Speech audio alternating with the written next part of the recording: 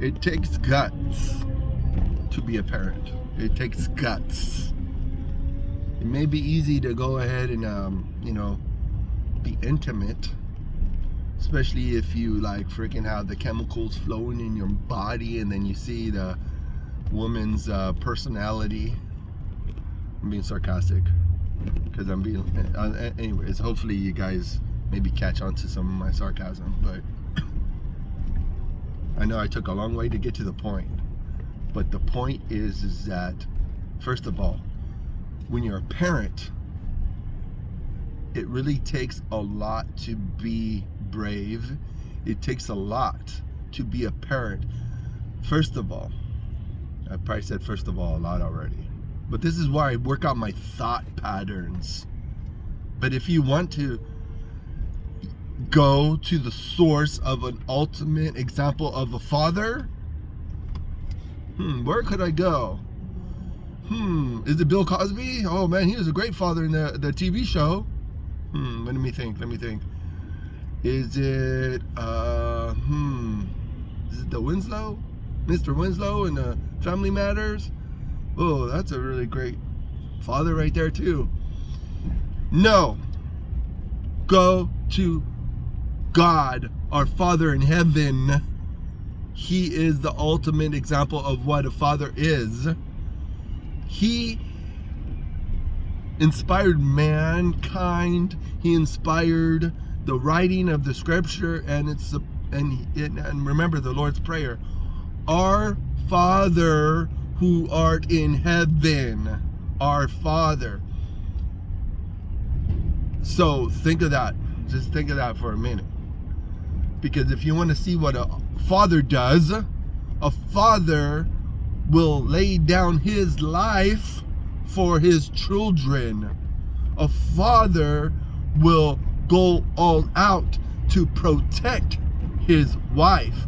A father will do what they need to do. I mean, the mother doesn't even get away with it either. Read the Proverbs 31 woman.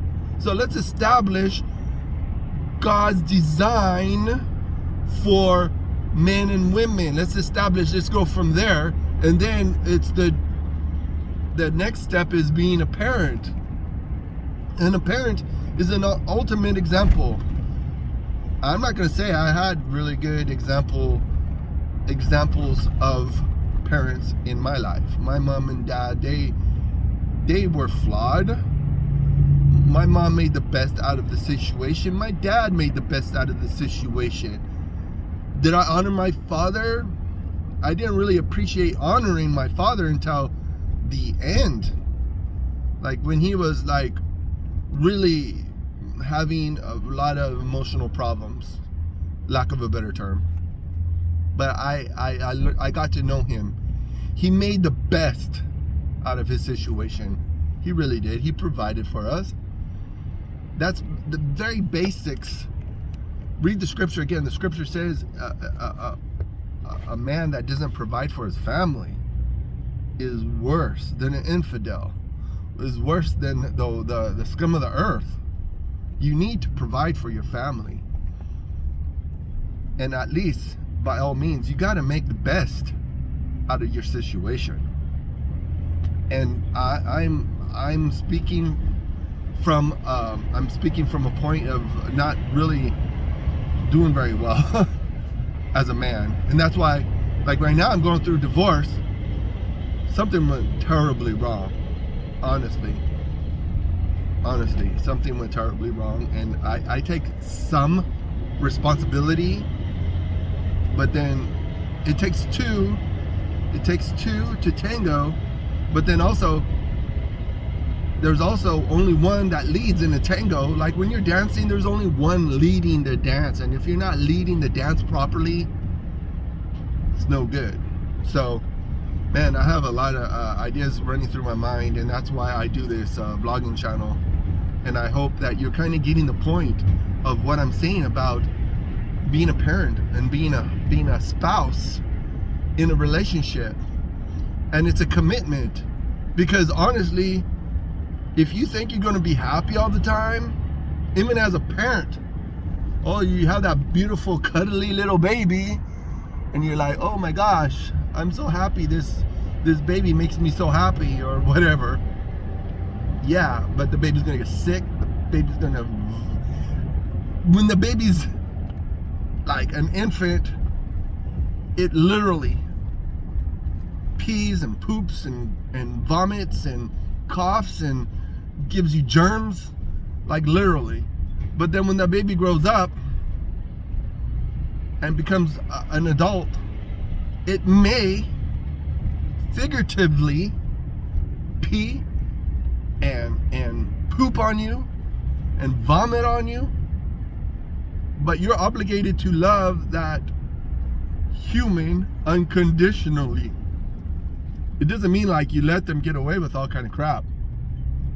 So, you know, if you need to be able to know what to let them get away with and what not to get away with. I mean, like if your child gets arrested for being bad, you gotta let them have the consequences. So there's consequences. It's like there's consequences to bad parenting. There's consequences to bad children. Read the scripture. If I could encourage you any way, read the scripture, and you will know. You will know what honoring thy mother and father has to do with it. You're obligated to be honorable and to be honored. The children can't make any excuses, obviously, like with authority. If the authority is corrupt, there's a certain point you're like, no, I'm not going to honor this corrupt authority.